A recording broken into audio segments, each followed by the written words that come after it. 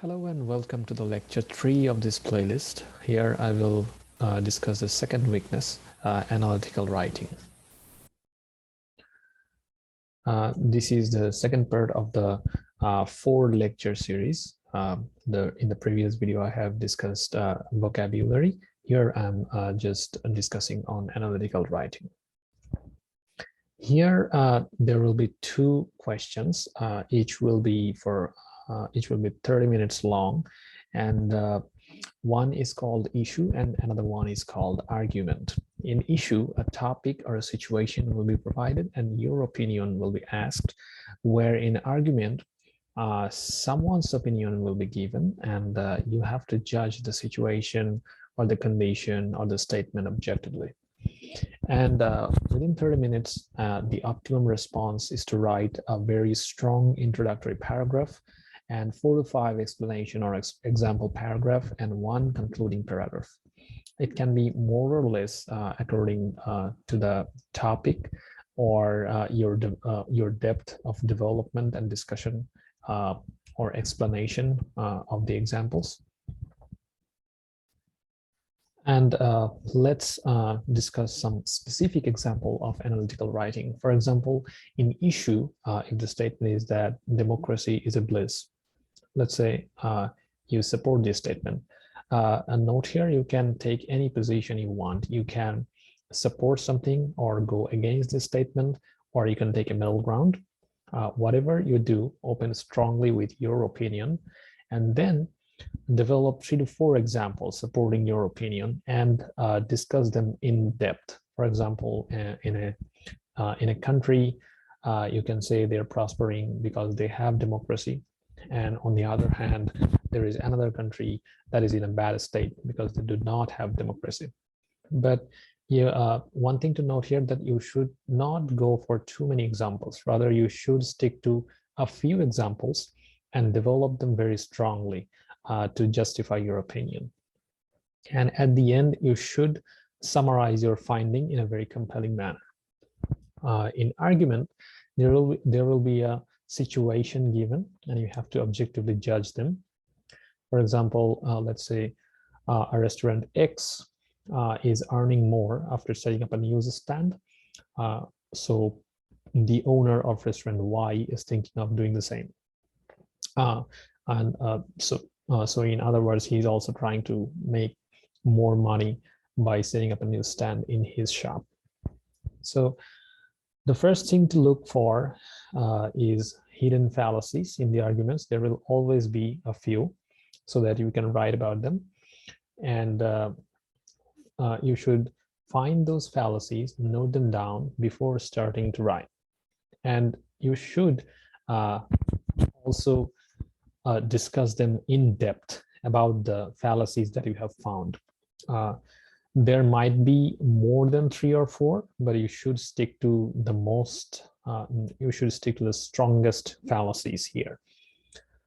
So for this specific example, there might be, you can say that possibly the food's price is the main parameter, not the newsstand, because no one goes to a restaurant to read news.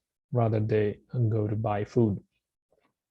And another fallacy is that possibly, even if the owner of restaurant Y sets up a newsstand, possibly people will not come because in the first restaurant there is already one. So that's how you should find more and more fallacies and develop them. And at the end, you should also conclude or summarize your findings. That there are no strong evidence that what the restaurant owner Y is thinking is coherent or something like that. The best resources always come from the creators. So for analytical writing topics, you should go to the ATS website and find out the issue pool and argument pool. There will be 200 plus issues or arguments, and the topics will be very diversified. Some of them will be outside of your comfort zone, like science, arts, politics, and society. And one thing is very important: you should always practice in time condition to develop an intuition on how much you should write within 30 minutes time limit and how much you should develop each of your example. And your score depends on several parameters like length. You should write as much as you can within 30 minutes, and also how developed your examples are, how was your discussion, if you have been able to go in depth in your discussion on each of the examples, and how organized is your writing. Are you have you been able to connect the dots between the examples? Is there a good flow and coherence between the paragraphs? These are the parameters regarding the organization. And also you should use good vocabulary. A strong vocabulary will definitely help you acquire a good score in this section. And complexity. Try to make long sentences, like compound and complex sentences, instead of sticking to just simplified, instead of just sticking to simple sentences. And of course, there will be no spell checker in the analytical section, and your writing should be devoid of errors like typos and grammatical mistakes. And how do you acquire a good score here? You should be habituated with reading sessions.